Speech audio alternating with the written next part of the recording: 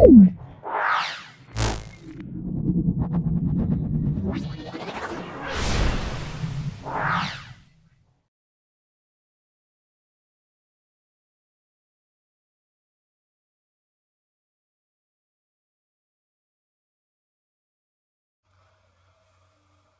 আমরা Sitarampur high school solve করছি। ভিডিওটা প্রথম থেকে শেষ পর্যন্ত দেখো, অবশ্যই এই ভিডিও থেকে তোমরা উপকৃত হবে। একদম 90 নাম্বার সলভ করে দেখাচ্ছি, খুব ভালো করে দেখো।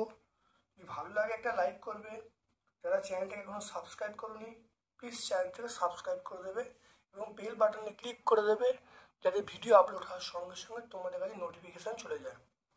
চলে এসো আজকে প্রথম প্রশ্ন, সেটা হলো সৌরকোষে ব্যবহৃত হয় অর্ধপরিবাহীর নাম। সেটা আমরা বলবো অপশান বি বলবো, এটা সিলিকন ব্যবহার করা হয়। 303 কে সেলসিয়াসের মান কত? এটা আমরা 273 এত সেন্টিগ্রেড হবে। এটা বিয়োগ করলে হবে 30 ডিগ্রি সেন্টিগ্রেড। তাহলে আমরা কোনটা বলবো? এটা অপশান এ বলবো। তাহলে অপশান এ বলবো।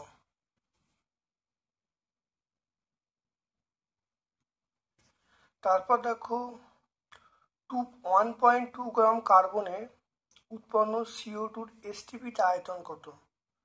1.2 গ্রাম, তাহলে এটা হবে অপশান বি হবে, অর্থাৎ 2.24 লিটার। ব্যতিক্রান্ত প্রসারণ দেখা যায় আমরা জলের বলবো।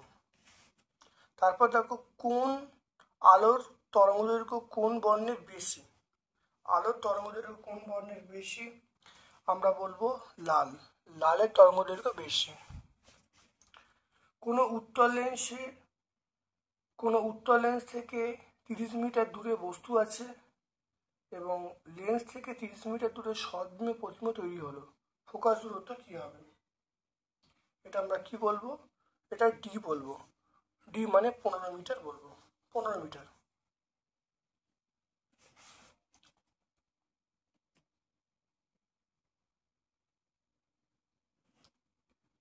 কী করে হবে দেখে নাও।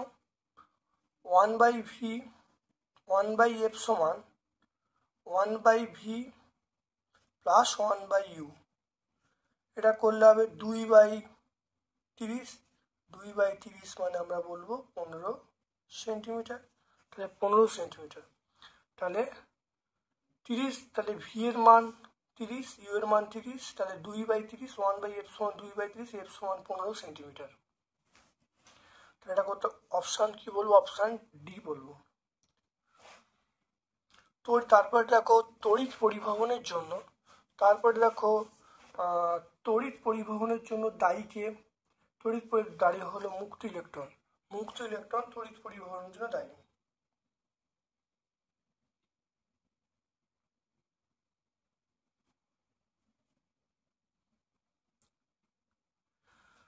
তারপর দেখো 50 হার্জ এসি লাইনে তড়িৎ প্রবাহ অভিমুখ সেকেন্ডে কতবার পরিবর্তিত হয়?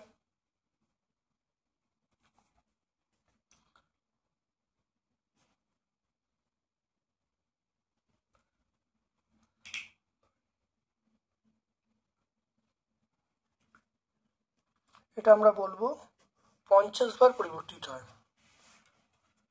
তারপরে কোনটি নির্গমনকে গৌণ নিঃসরণ বলা হয়? কোনটি নির্গমনকে গৌণ নিঃসরণ বলা হয়?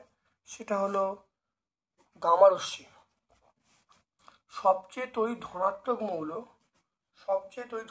মৌল আমরা বলবো সিজিয়াম। সবচেয়ে ঋণাত্মক হলো ফ্লুরিন, সবচেয়ে ধনাত্মক হলো সিএস। তারপর চলে এসো প্রদত্ত কোনটি আয়নীয়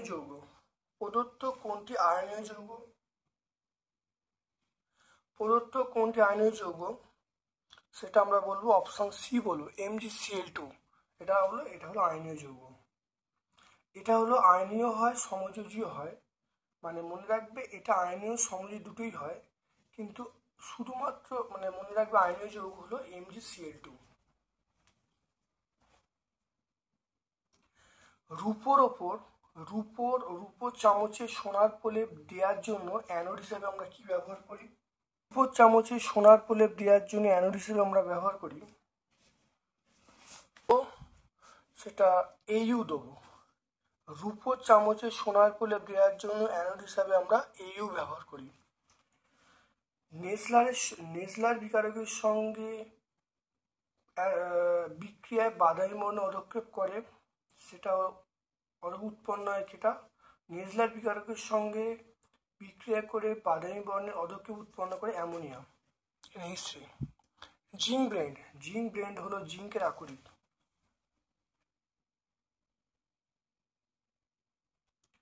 তারপর দেখো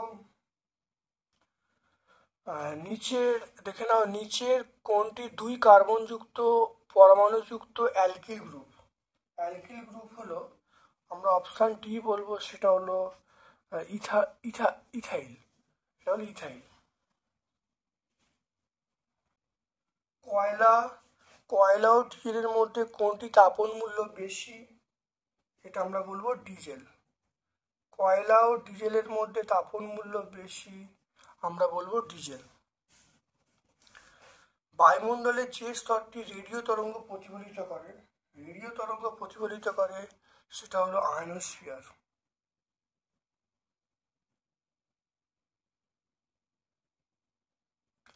রেডিও তরঙ্গ প্রতিফলিত আয়নোস্ফিয়ার। কোন শর্তে বাস্তব গ্যাস চার্লস এবং বয়েল সূত্র মেনে চলে? এটা বলবো নিম্নচাপ, আমরা বলবো নিম্নচাপ উচ্চ উষ্ণতা।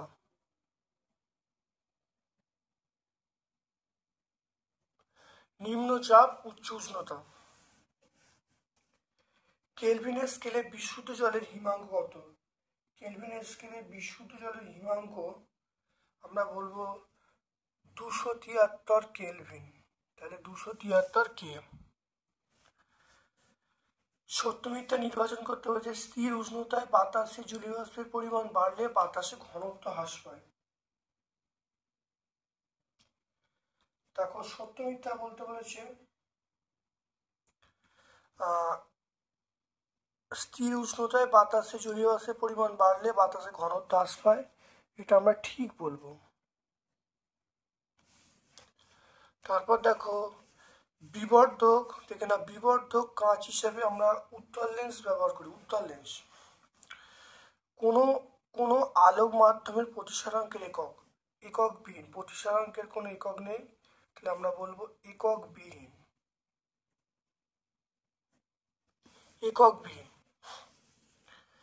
তারপর দেখো পরিচলন পদ্ধতিতে তাপ সঞ্চালনের সময় কণাগুলি স্থানচ্যুতি ঘটে, এটা আমরা ঠিক বলবো। ঠিক আছে।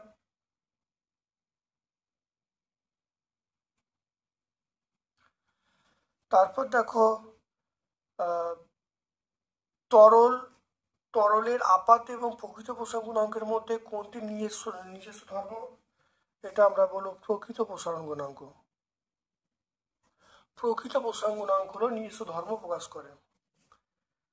200 দেখে নাও 220 ভোল্ট 40 ওয়াট এর রোধ কত? দেখে নাও রোধটা হলো, আমরা বলবো 220 ইন্টু 220/40 করলে যেটা হবে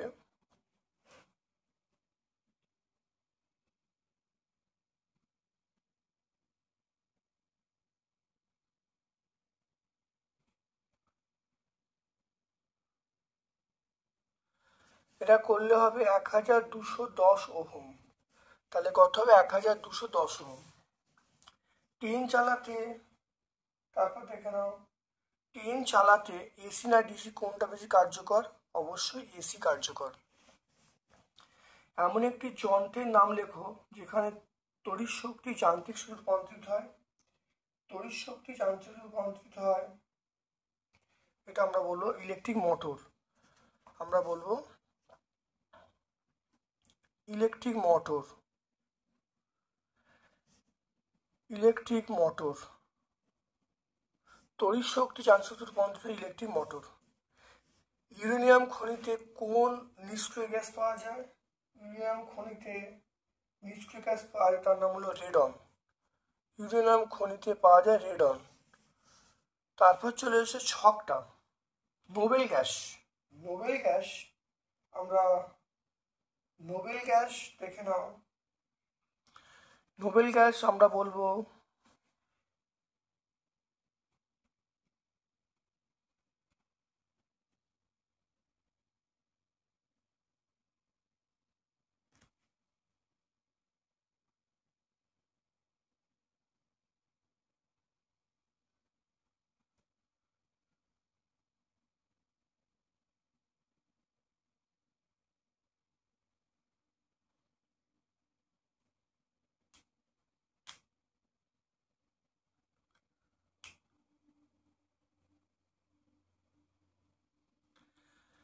নোবেল গ্যাস, এটা বলবো আর্গন। Noble gas argon. তেজস্ক্রিয় ধাতু, তেজস্ক্রিয় ধাতু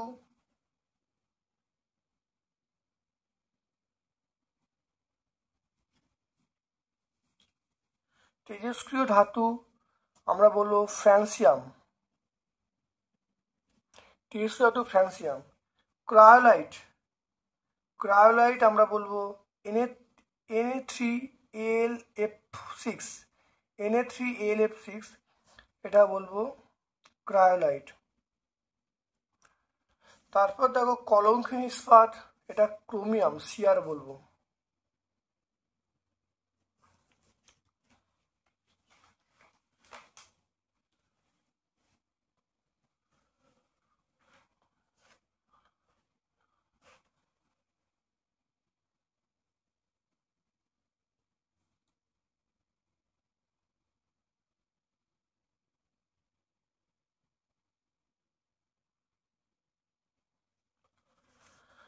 তারপর দেখো সমযোজী ত্রিবন্ধনযুক্ত মৌলিক অণু, এটা আমরা কি বলবো? নাইট্রোজেন বলবো, নাইট্রোজেন। অলিয়াম, অলিয়াম কাকে বলে?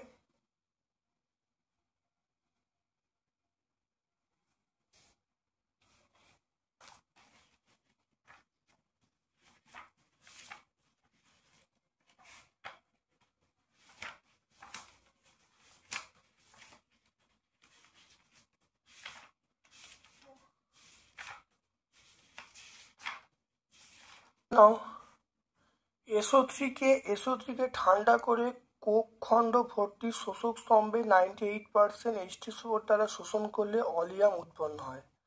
অলিয়ামের অপর নাম হলো পাইরোসালফিউরিক অ্যাসিড, আর এটার সংকেত হলো H2H2O7। ওকে, এটা আমরা 127 পেজে পেয়ে যাব, 127 পেজে আমরা পেয়ে যাব। তারপর দেখো H2S শুষ্ক করতে H2S শুষ্ক করতে P2O5 এবং গাঢ় H2SO4 কোনটি গ্রহণযোগ্য?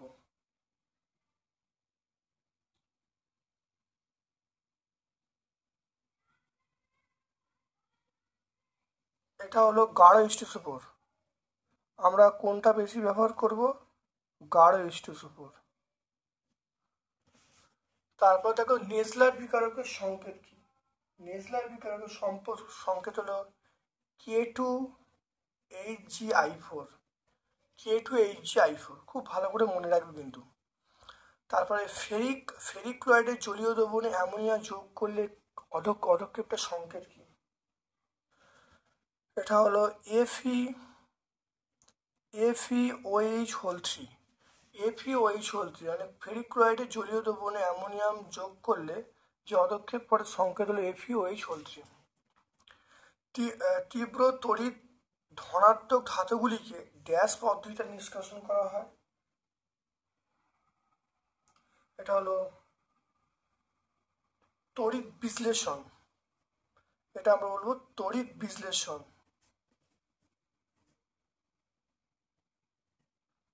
তড়িৎ বিশ্লেষণ পদ্ধতি দ্বারা পৃথক করা হয় বা নিষ্কাশন করা হয়। অ্যানোড মাঠ কাকে বলে?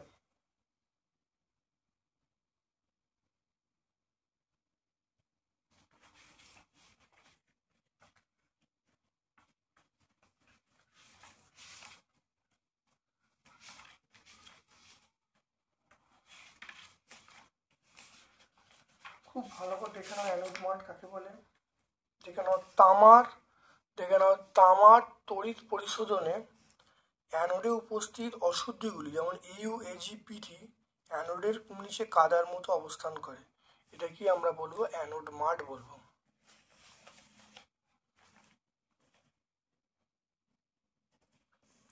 একটি জৈব ভঙ্গুর পলিমারের নাম।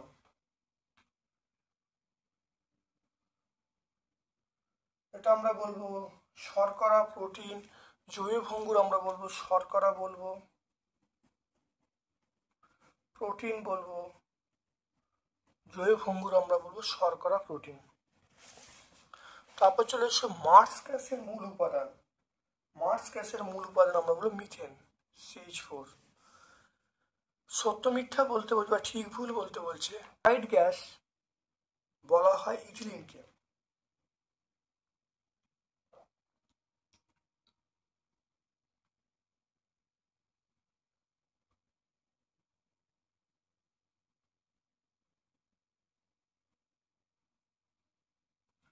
এটা ভুল, এটা হলো ভুল। কার্বাইড গ্যাস বা ইথিলিনকে, এটা ভুল।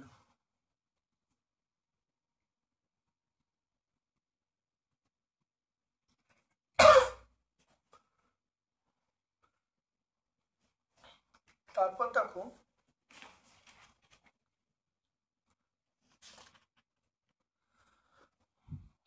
বিশ্ব উষ্ণায়ন নিয়ন্ত্রণে দুটো উপায় লিখতে বলছে। দেখো গ্রুপ সি এর প্রশ্ন, বিশ্ব উষ্ণায়ন নিয়ন্ত্রণে দুটি উপায়।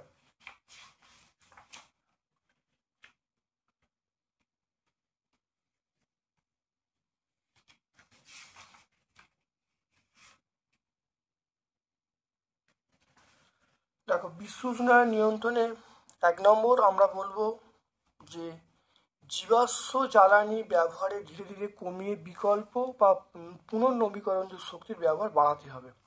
সাইকেল, রিক্সা, হস্তচালিত নৌকা এগুলো বেশি ব্যবহার করতে হবে। অরণ্য ছেদন রুখতে আমাদের বনসৃজন এবং বনগুলিকে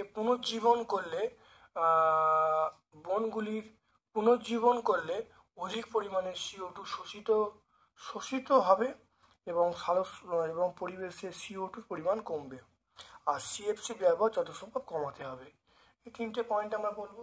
এটা আমরা পেজ নাম্বার 5-এ আমরা বলবো।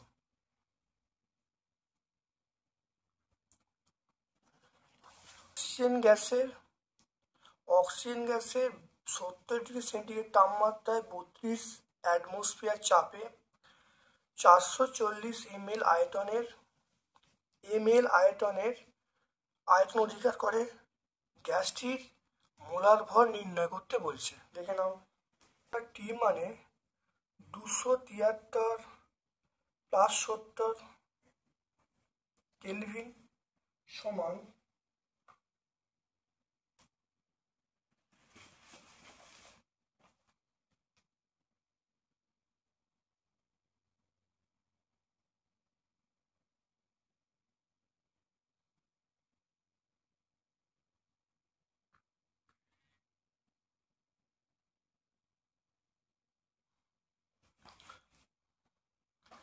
এটা আমরা বলবো 343 কেলভিন। কারেন্টটা পেয়ে গেল। এরপর দেখো চাপ, পি এর মান বলা আছে 32 ATM। আয়তন ভি বলা আছে 410 ml। mlটা করে নাও 410 ইন্টু এটা 10⁻³ লিটার। ml মিলিলিটার, এটাকে মিলিলিটারকে লিটারে করলে 10⁻³ হবে। আর এখানে আর এর মান বলা আছে 0.082 litre ATM mole inverse, kelvin inverse.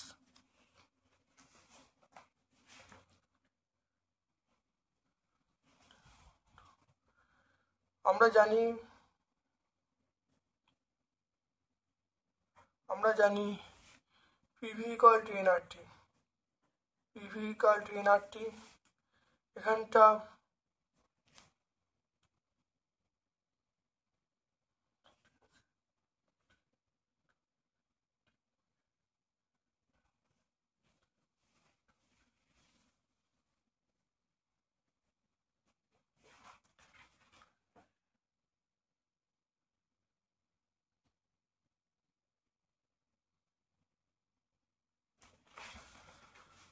তাহলে এখানে দেখো, এখান থেকে আমরা পিভি সমান এটা ডব্লিউ বাই এম বলবো আরটি।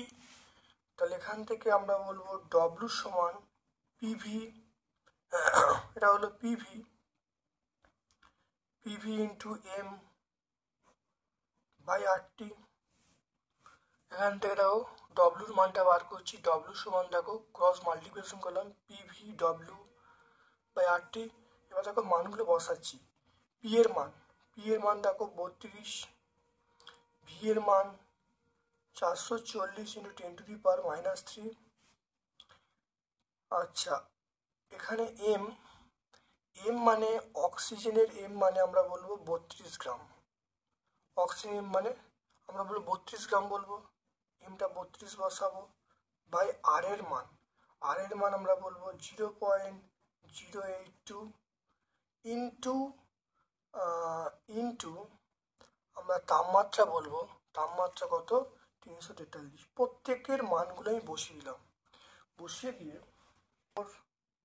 92711 ইন্টু 10⁻³ এবারে -3, তাহলে এটা 1000 দিয়ে ভাগ হবে, 1000 দিয়ে ভাগ হলে 14.927 এটা হয়ে গেল।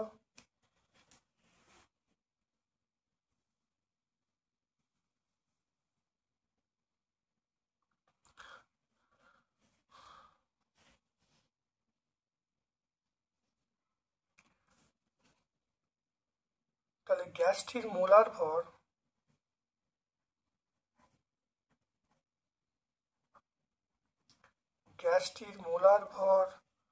আমরা কত বলবো 14.927 এত গ্রাম।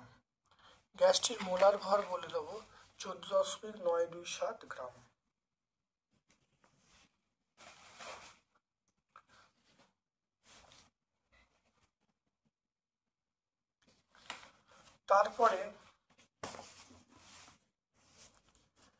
তারপরে দেখে নাও 770 মিলিমিটার পারস্তম্ভের চাপে 27 সেন্টিগ্রেড তাপমাত্রায় কোনো নির্দিষ্ট ভরের হাইড্রোজেন গ্যাস 75 সেমি কিউব আয়তন দখল করে। এই উষ্ণতায় 750 মিলি চাপে ওই ভরের হাইড্রোজেন গ্যাস কত আয়তন অধিকার করবে? আমরা অথবার প্রশ্ন খুব ভালো করে বুঝে নিই। অথবার প্রশ্ন হচ্ছে 770 মিলিমিটার এইচ। আচ্ছা, ভি1 এর মান বলা আছে 75 সেমি কিউব, পি2 মান বলা আছে 750 মিলিমিটার এইচ। ভি2 মান আমার চাইছে। এখানে আমরা জানি এখানে বয়েল সূত্র প্রয়োগ হচ্ছে। আমরা জানি P1 V1 সমান P2 V2। এখান থেকে আমরা V2 পেয়ে যাব P1 V1 বাই P2। তাহলে এখান থেকে P1 এর মান কত? P1 এর মান হলো 770, V1 এর মান আমরা বলবো 75 আর P2 এর মান আমরা বলবো 750। দেখে নাও 750। এবার দেখো মানগুলো বসিয়ে দিলাম, এটা কেটে গেল। তাহলে V2 এর মান আমরা পেয়ে গেলাম 77, V2 এর মান পেয়ে গেলাম 77। তাহলে তাহলে গ্যাসটির অন্তিম আয়তন, গ্যাসটির অন্তিম আয়তন 77, গ্যাসটির অন্তিম আয়তন 77 সেমি কিউব। দেখে নাও। তারপর দেখো, সূর্যের আলো যদি প্রিজমের মধ্য দিয়ে যায়, কোন বর্ণের আলোর চ্যুতি সর্বনিম্ন হবে? সর্বনিম্ন কার হবে আর সর্বোচ্চ বেশি হবে? এটা লাল বর্ণের আলো চ্যুতি সর্বনিম্ন হবে আর বেগুনি সবচেয়ে বেশি হবে। তারপর দেখো, গাড়ির হেডলাইটে কি ধরনের দর্পণ ব্যবহার করা এবং কেন?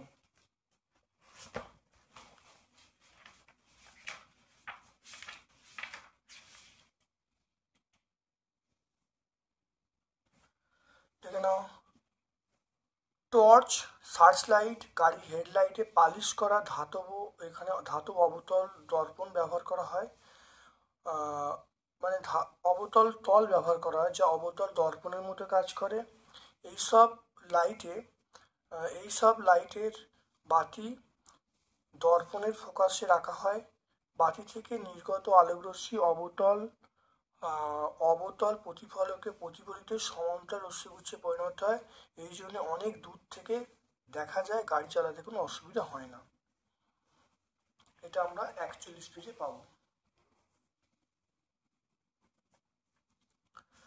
তড়িৎচালক বলের সংজ্ঞা দিতে বলছেন। নাও। কোষের ভিতরে ঋণাত্মক মেরু থেকে ধনাত্মক মেরুতে একক ধনাত্মক আধান স্থানান্তর করতে যে পরিমাণ কার্য করতে হয় তাকে কোষটি তড়িৎচালক বল বলে। Page number 63। তারপরে দেখে নাও, ইলেকট্রন ডটের সাহায্যে সিও সমযোজী তড়িৎযোজী ব্যাখ্যা করো। খুব ভালো, সরকারি চাকরি।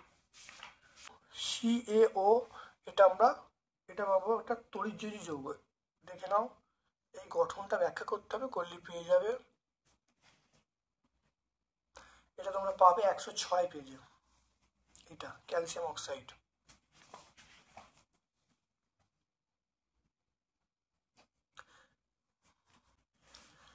দেখো, একটি তরল একটি কঠিন সমযোগের নাম বলতে বলছি। আমরা বলবো চিনি, তরল বলবো জল, আর কঠিন বলবো চিনি। কোনটি সমযোজী কোনটা তড়িৎযোজী খুব ভালো দেখে নাও।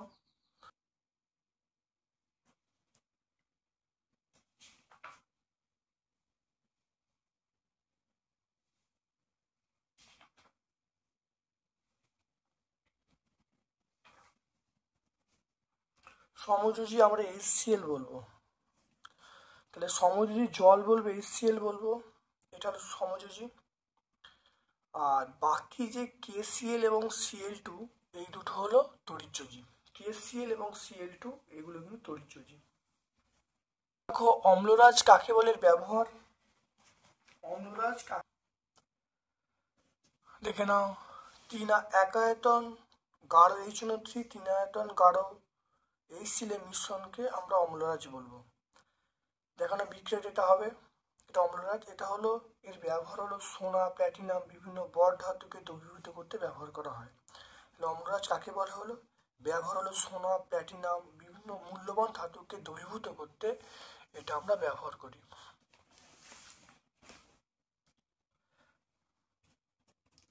তারপর দেখে নাও, থার্মিট মিশ্রণ কাকে বলে।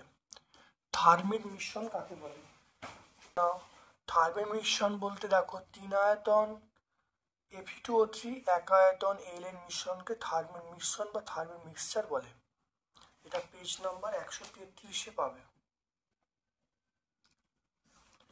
তারপর দেখো, লোহার মরচে পড়ার মধ্যে জিঙ্ক না টিন কোনটা বেশি উপযোগী? লোহার মরচে পড়ার ক্ষেত্রে আমরা জিঙ্কের প্রলেপ দেওয়া বেশি কার্যকরী। জিঙ্কের প্রলেপ দিতে হয়। জিঙ্কের প্রলেপ দিলে এটা গ্যালভানাইজেশন পদ্ধতি করা যায়, অনেক টেকসই হয়। কারণ জিঙ্কের প্রলেপ দিলে এর স্থায়িত্ব, উজ্জ্বলতা অনেক বেশি বৃদ্ধি পায়। তাহলে অবশ্যই জিঙ্কের প্রলেপ দিতে হবে। তারপর দেখো, জৈব এবং অজৈব যৌগের পার্থক্য।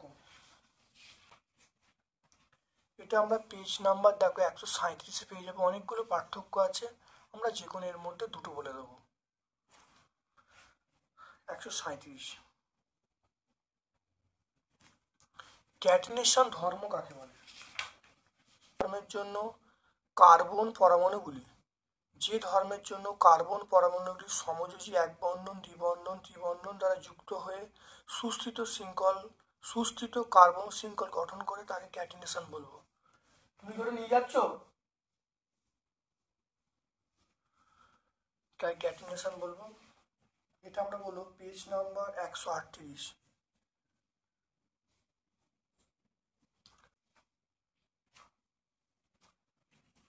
চার্লসের সূত্র দেখে নাও।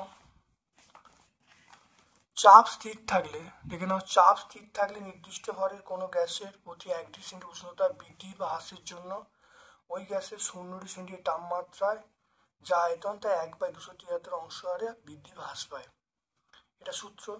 আর গাণিতিক ব্যাখ্যা আমরা এইটা দিয়ে দেবো, এটা হলো গাণিতিক ব্যাখ্যা। অর্থাৎ আমরা 11, 12 এবং 13 পেজে উত্তরটা পেয়ে যাব।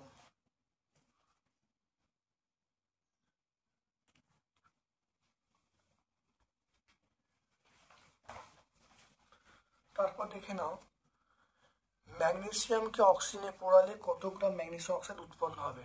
দেখে নাও, 2.4 গ্রাম ম্যাগনেসিয়ামকে অক্সিজেনে পোড়ালে কত গ্রাম ম্যাগনেসিয়াম অক্সাইড উৎপন্ন হবে? দেখে নাও, 2 mg প্লাস O2 সমান mgO। এটা 2 দেবো, এখানে দেখো 2 দেবো, তাহলে এটা হলো 2 ইন্টু কত, ম্যাগনেসিয়াম 24, তাহলে আমরা বলবো 48 গ্রাম। আর এখানে দেখো 2 ইন্টু mg মানে 24 প্লাস 16, 24 প্লাস 16 30 40, তাহলে 2 ইন্টু এটা হলো 40 মানে 80 গ্রাম। 80 গ্রাম। তাহলে দেখো 48 গ্রাম ম্যাগনেসিয়াম থেকে 48 গ্রাম ম্যাগনেসিয়াম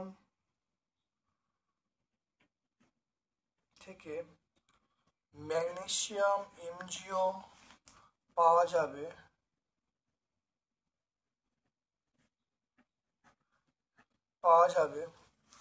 48 গ্রাম ম্যাগনেসিয়াম থেকে ম্যাগনেসিয়াম অক্সাইড পাওয়া যাবে কত, সেটা হলো কত, এটা হলো 80 গ্রাম। 80 গ্রাম। তাহলে 1 গ্রাম ম্যাগনেসিয়াম অক্সাইড থেকে mgO পাওয়া যাবে কত, এটা 80/48, আর কত আছে 2.4 গ্রাম আছে।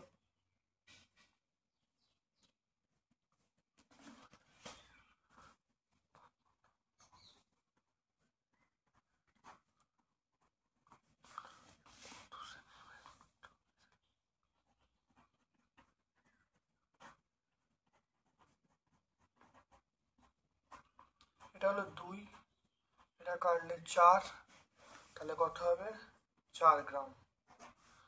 4 গ্রাম হয়ে গেল, তাহলে অ্যান্সার আমরা পেয়ে গেলাম 4 গ্রাম। দেখো 48 গ্রাম ম্যাগনেসিয়াম থেকে ম্যাগনেসিয়াম অক্সাইড পাওয়া যায় 80 গ্রাম, একে কত আর 2.4 কত করলে দেখো কাটাকুটি করলে কত পেয়ে যাচ্ছে, 4 গ্রাম পেয়ে যাচ্ছে।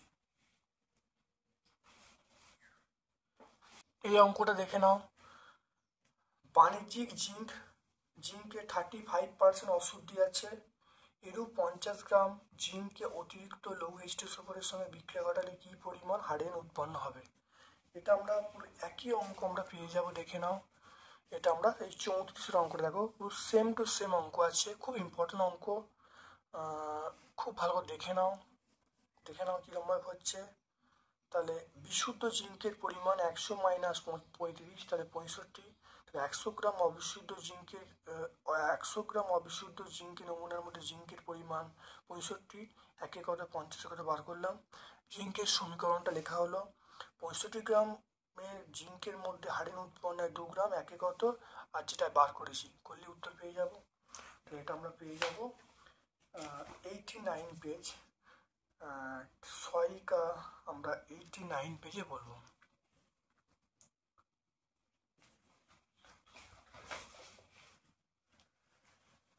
তারপর দেখো তাপ পরিবাহিতা বা তাপ পরিবাহিতাঙ্ক কাকে বলে, এসআই একক কি?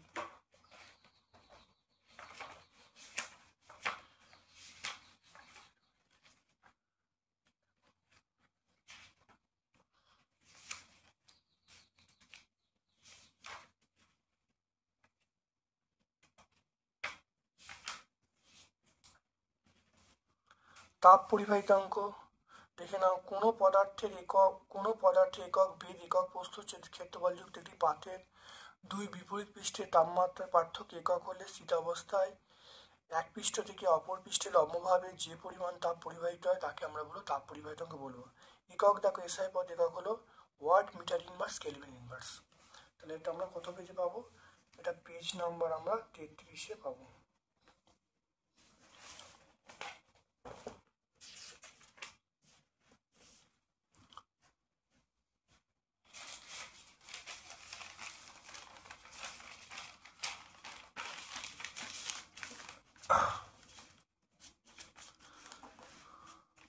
দেখে নাও, একটি আলোকরশ্মি প্রিজমের মধ্য দিয়ে যায়, দেখা হয় যে চ্যুতিকোণের রাশিমালা এইটা I1 ডেল্টা সমান I1 প্লাস I2 মাইনাস এ। দেখে নাও, এটা আমরা পেজ নাম্বার 45-এ পাবো। দেখে নাও, পেজ নাম্বার 45-এ এটা আমরা পেয়ে যাব, পেজ নাম্বার 45। তারপর দেখো উত্তল লেন্সের সাহায্যে কিভাবে অসৎ সমশীর্ষ এবং বিবর্ধিত প্রতিবিম্ব তৈরি করা যায়, চিত্র সহ বর্ণনা করতে বলছি। উত্তল লেন্স দ্বারা সমশীর্ষ বিবর্ধিত অসৎ বিম্ব, দেখো এই চিত্রটা আঁকতে হবে, এটা ব্যাখ্যা করে দিতে হবে। এটা আমরা পেজ নাম্বার 50 পেয়ে যাব, এটা আমরা পেয়ে যাব 50-এ।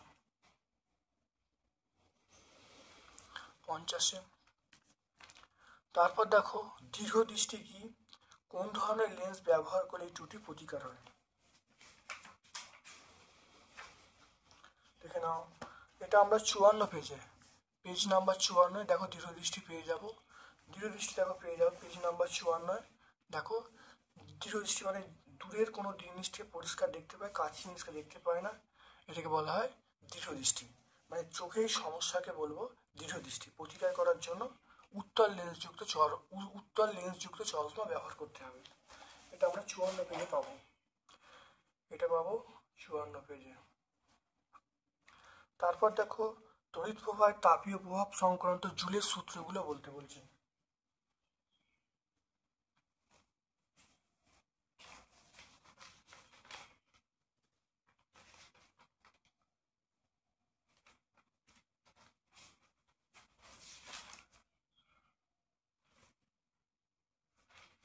এটা আমরা পেজ নাম্বার 71-এ পেয়ে যাব। জুলের 3টে সূত্র আছে, তোমরা দেখলেই পেয়ে যাবে। পেজ নাম্বার 71 দেখে নাও, জুলের 3টে সূত্র ভালো করে দেখে নেবে, 1 2 3 3টে সূত্র খুব ইম্পর্টেন্ট পরীক্ষার জন্য।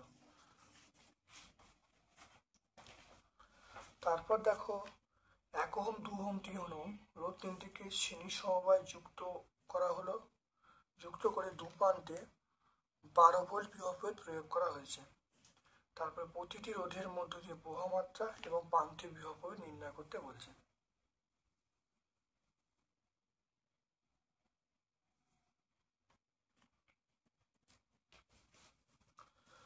দেখে নাও ভালো করে।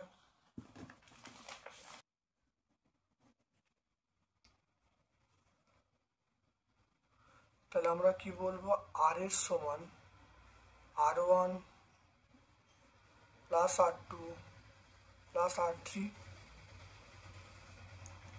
এটা বলবো 1 2 3 ওহম, এটা বলবো 6 ওহম। তাহলে 1 2 3 1 প্লাস 2 প্লাস 3 6 ওহম হয়ে গেল।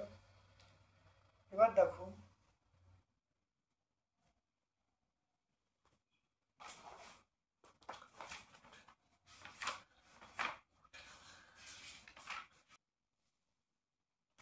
এবার দেখো আমরা করব ভি সমান আইআর করব।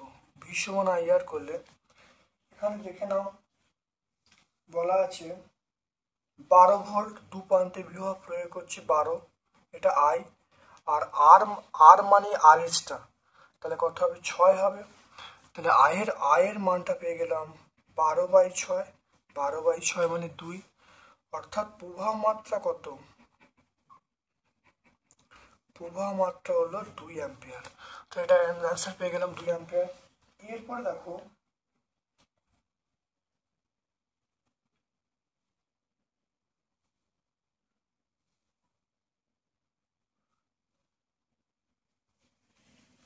প্রান্তীয় বিভব প্রভেদ কাকে বলে?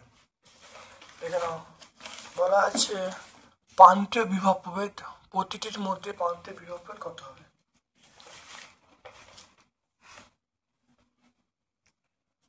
তাহলে দেখে নাও ভি ওয়ান মানে আমরা বলবো আই মানে প্রবাহ মাত্রা 2 ইন্টু আর ওয়ান এর মান 1, তাহলে এটা আমরা বলবো 2 ভোল্ট। ভি2 মানে প্রবাহ মাত্রা 2 আর আর মানে এই আরটা 2, তাহলে 2 ইন্টু 2 গুণ করলে 4 ভোল্ট। তারপরে ভি থ্রি মানে আমরা পেয়ে যাব 2 ইন্টু 3, তাহলে কত হবে 6 ভোল্ট। তাহলে আমরা কত পেয়ে গেলাম? 6 ভোল্ট পেয়ে গেলাম। তাহলে আমরা কি পেয়ে গেলাম? আই পেয়ে গেলাম 2 অ্যাম্পিয়ার, আর ভি1 2 ভোল্ট, ভি2 হলো 4 ভোল্ট, ভি3 হলো 6 ভোল্ট।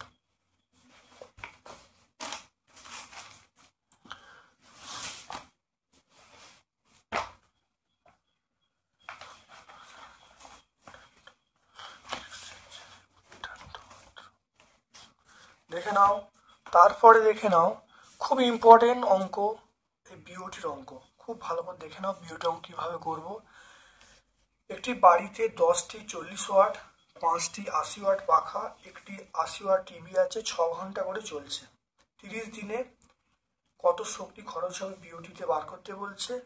5 টাকা হিসাবে মোট খরচ কত হবে? দেখে নাও ভালো করে। তাহলে এইরকম অঙ্কে আমরা যেটা করব, খুব ইম্পর্টেন্ট অঙ্ক, ভালো করে প্র্যাকটিস করবে, পরীক্ষা কিন্তু অবশ্যম্ভাবী আসবে। দেখে নাও প্রসেসটা, তোমরা দেখে নাও ভালো করে। তাহলে দৈনিক, তাহলে আমরা বলবো দৈনিক ব্যয়িত তড়িৎ শক্তি, দৈনিক ব্যয়িত তড়িৎ শক্তি, এটা আমরা কথা বলবো সমান, তাহলে 10 into 40 plus 5 into 80 plus 1 into 80, এটা কতক্ষণ চলছে? 6 ঘন্টা করে চলছে। দেখে নাও 6 ঘন্টা চলছে। এটা হলো বাই হাজার করলে আমরা কি বলবো? কিলোওয়াট আওয়ার এটা বেরোবে। এটা করলে হবে 400, এটা করলে দেখো হবে 400, এটা করলে হবে 80, এটা 1000 বলবো, এটা 6 বলবো, কিলোওয়াট বলবো। এটা আমরা 880 বলবো, যোগ করলে 880 বাই আমরা কি বলবো? 1000 বলবো, ইন্টু 6, এটা কিলোওয়াট আওয়ার। এটা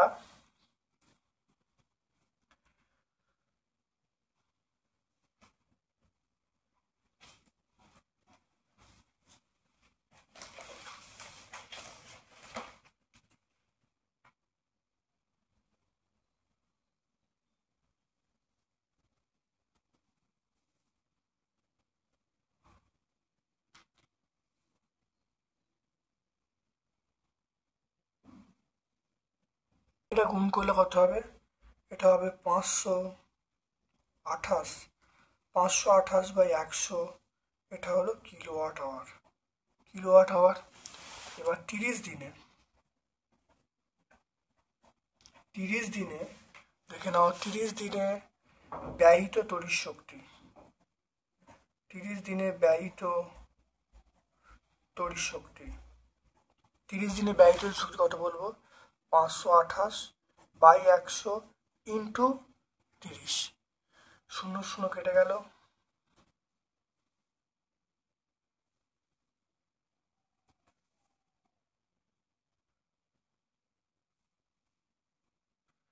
এটা করলে যেটা আসবে 158.4 158.4 কিলোওয়াট আওয়ার, মানে আমরা কি বলবো, বিওটি বলবো। এটা বলবো বিওটি, কিলোওয়াট আওয়ার মানে আমরা বলবো বিওটি। তাহলে 30 দিনে দেখে নাও, 30 দিনে ব্যয়িত তড়িৎ শক্তি পেয়ে গেলাম এত 158.4। এবার দেখো খরচা কত, 5 টাকা হিসাবে খরচা, মাসে খরচা কত হবে দেখে নাও। তাহলে মাসিক খরচ কত হবে, 158.4 ইন্টু 5 টাকা। এটা করলে যেটা আসবে সেটা হবে 792 টাকা। কত খরচা হবে, 792 টাকা। 4.8-এ চলে এসো, নিউক্লিয় বিভাজন এবং নিউক্লিয় সংযোজনের পার্থক্য লিখতে বলছে।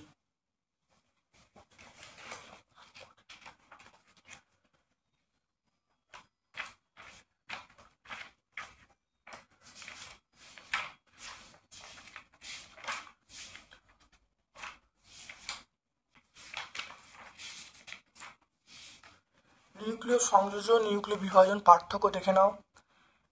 নিউক্লিয় বিভাজনে ভারী মৌলে নিউক্লিয়াসকে সমান দুভাগে ভাগ করা হয়। নিউক্লিয় সংযোজনে কয়েকটি হালকা মৌলে নিউক্লিয়াস যুক্ত হয়ে ভারী মৌলে নিউক্লিয়াস তৈরি হয়। নিউক্লিয় বিভাজনে উৎপন্ন শক্তির পরিমাণ কম, নিউক্লিয় সংযোজনে অনেক বেশি হয়। নিউক্লিয় বিভাজন সাধারণ তাপমাত্রায় ঘটে, কিন্তু নিউক্লিয় সংযোজন তাপমাত্রা প্রায় 10⁷ ডিগ্রি সেন্টিগ্রেড পর্যন্ত তাপমাত্রা লাগে।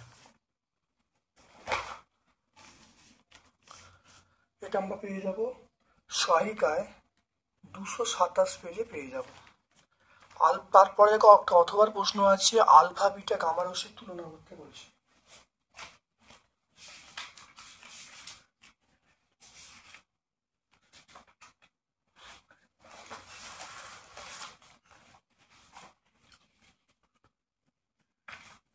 দেখে নাও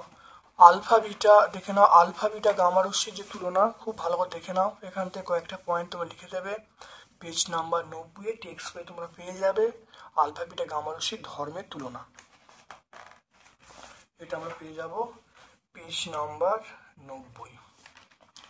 তারপর দেখে নাও মৌলের তড়িৎ ঋণাত্মকতা বলতে কি বোঝো, শ্রেণী বরাবর তড়িৎ ঋণাত্মকতা কিভাবে পরিবর্তিত হয়।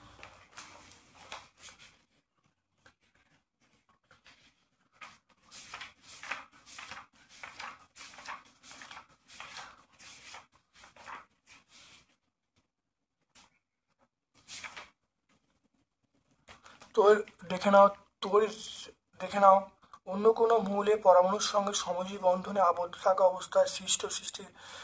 অবস্থায় বন্ধন সৃষ্টির ইলেকট্রন জোড়কে কোনো মৌলের পরমাণুর নিজের দিকে আকর্ষণ করার ক্ষমতাকে আমরা বলবো তড়িৎ ঋণাত্মকতা। দেখে নাও তড়িৎ ঋণাত্মকতা পর্যায়গতভাবে যদি বলি, বাম থেকে ডান দিকে গেলে বৃদ্ধি পাবে, আর শ্রেণীগতভাবে উপর থেকে নিচে নামলে হ্রাস পাবে। দেখতে পাচ্ছ, এটা 102 পেজ। তাহলে এটা পেজ নাম্বার আমরা বলবো 102। তারপর দেখে নাও মৌলের পর্যাবৃত্ত ধর্ম কাকে বলে, একটি উদাহরণ দাও যেটা পর্যাবৃত্ত ধর্ম নয়।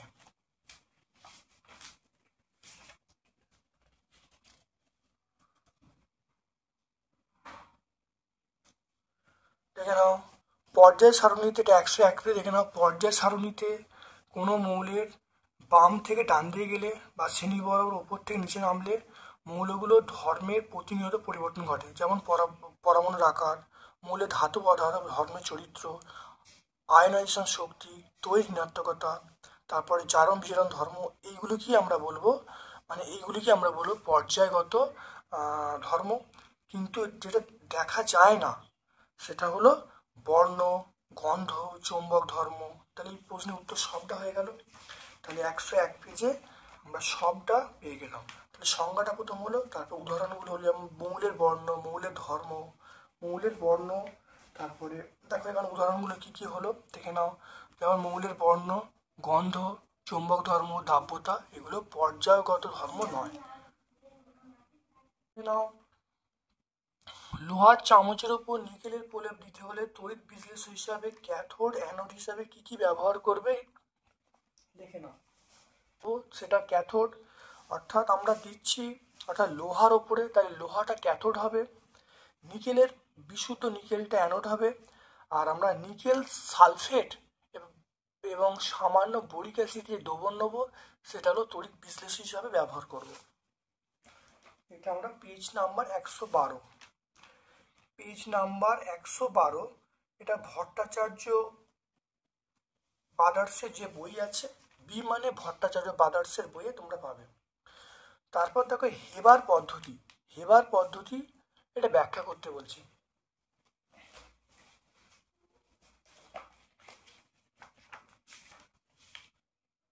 দেখে নাও হেবার পদ্ধতি, এটা আমরা 121 পেজে পেয়ে যাব।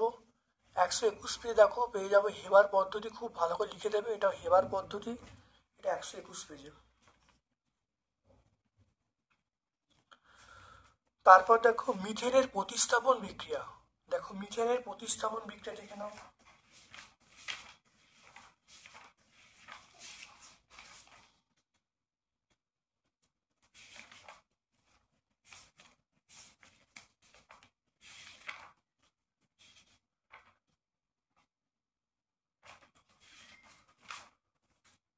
দেখে নাও মিথেনের প্রতিস্থাপন বিক্রিয়া, দেখো মিথেনের প্রতিস্থাপন বিক্রিয়া খুব ভালো করে দেখে নাও, বিভিন্ন স্টেপ আছে, প্রত্যেকটা বিক্রিয়া আমরা লিখে দেবো। মিথেনের প্রতিস্থাপন বিক্রিয়া এটা আমরা পেয়ে যাব পেজ নাম্বার 144, এটা হলো পেজ নাম্বার 144 পেয়ে যাব। অথবা দেখো প্রশ্ন আছে, দেখে নাও অ্যাসিলিনের সঙ্গে হাইড্রোজেনের জুট বিক্রিয়া লিখতে বলছি। দেখো অ্যাসিলিনের সঙ্গে হাইড্রোজেন দেখে নাও ভালো করে, বিক্রিয়া লিখতে বলছে, এখানে কি উৎপন্ন হয়, ইথিলিন উৎপন্ন হয়। অ্যাসিলিনের সঙ্গে হাইড্রোজেন দেখো জুট বিক্রিয়া, এটা আমরা পাবো কোন পেজে পাবো, 145 পেজে আমরা পাবো, এটা আমরা পাবো 145-এ। এলপিজির একটি ব্যবহার লিখতে বলছে।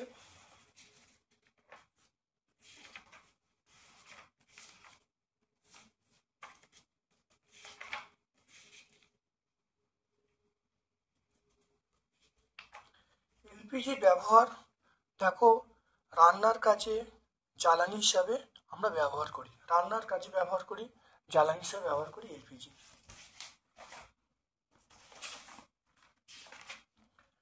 তাহলে আজকে আমরা সীতারামপুর হাই স্কুল সম্পূর্ণ সলভ করলাম। ভিডিওটা কেমন লাগলো অবশ্যই কমেন্ট সেকশানে কমেন্ট করবে, যদি ভালো লাগে একটা লাইক করবে, যারা চ্যানেলটিকে এখনো সাবস্ক্রাইব করনি প্লিজ চ্যানেলটিকে সাবস্ক্রাইব করে দেবে, বেল বাটনে ক্লিক করে দেবে। আমার পক্ষ থেকে সকলকে ধন্যবাদ ও শুভকামনা জানাচ্ছি।